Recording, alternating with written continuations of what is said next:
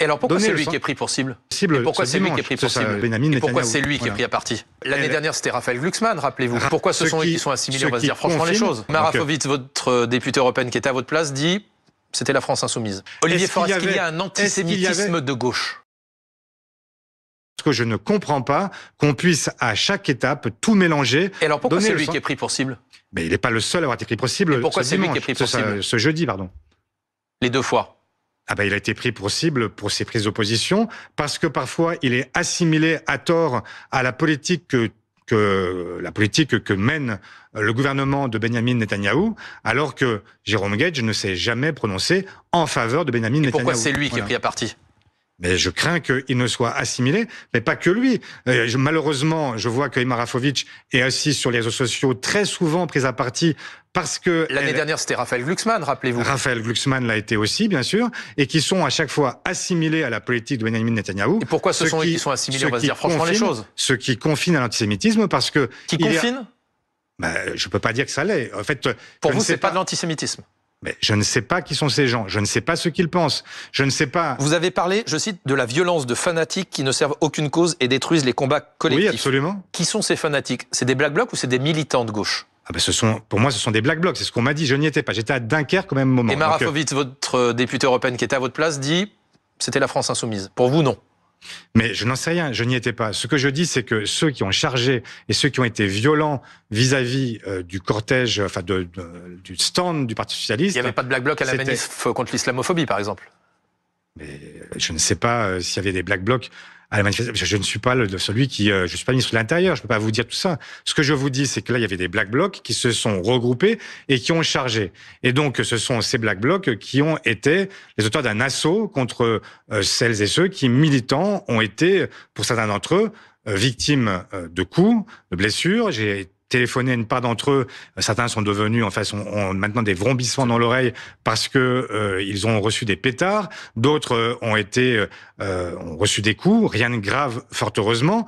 Mais la réalité, c'est que il y a eu une manifestation de violence qui est insupportable, indigne et qui détruit les combats collectifs. Olivier Faure, est-ce qu'il y a un antisémitisme de gauche?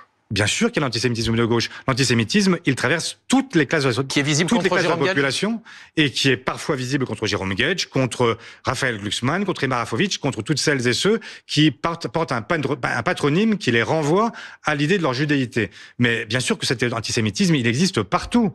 Il existe depuis toujours, à l'extrême droite comme à gauche. Même si je regrette que l'extrême gauche, pendant longtemps, elle était dirigée par qui? Elle était dirigée par Daniel Ben Saïd, par Alain Krivine, par Henri Weber. Justement parce que pendant longtemps, l'extrême gauche a été le refuge d'une part des Juifs de France qui considéraient que l'extrême gauche était la puissance antifasciste qui devait permettre de repousser le plus loin possible le fascisme. Et je regrette qu'aujourd'hui, malheureusement, il y a une partie d'entre eux qui bascule dans l'antisémitisme. Citons-les clairement, pour vous, c'est qui? C'est des partis politiques? Et une partie, il y a des gens, des individus qui s'expriment et qui malheureusement sont antisémites. Que voulez-vous que je vous dise? En fait, je ne peux pas vous lancer de nom ni même d'organisation parce que je ne connais pas d'organisation qui revendique l'antisémitisme. Mais ce que je vous dis, c'est que bien sûr qu'il y a des antisémites dans toutes les couches de la société et y compris à gauche. Olivier Faure, est-ce que vous êtes favorable, je cite, à la mise en place d'un cordon sanitaire autour de la France insoumise, comme le demande Laurent Wauquiez ce matin dans les colonnes du JDD? Aucun accord n'est possible, dit-il, avec un parti qui attaque les fondements même de la République. Non mais, je ne sais pas qui attaque les fondements de la République, mais Laurent Wauquiez est assez bien placé pour en parler.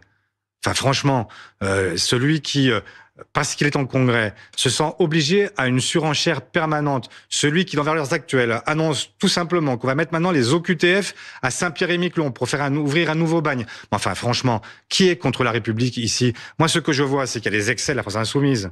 J'ai des sujets de divergence nombreux avec eux.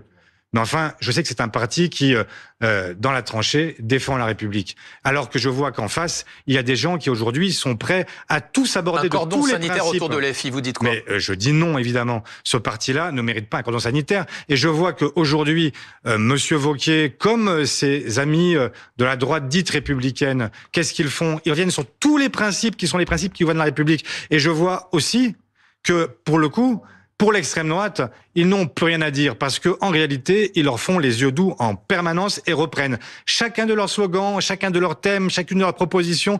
Et c'est en réalité une dérive continue vers l'extrême droite de la droite.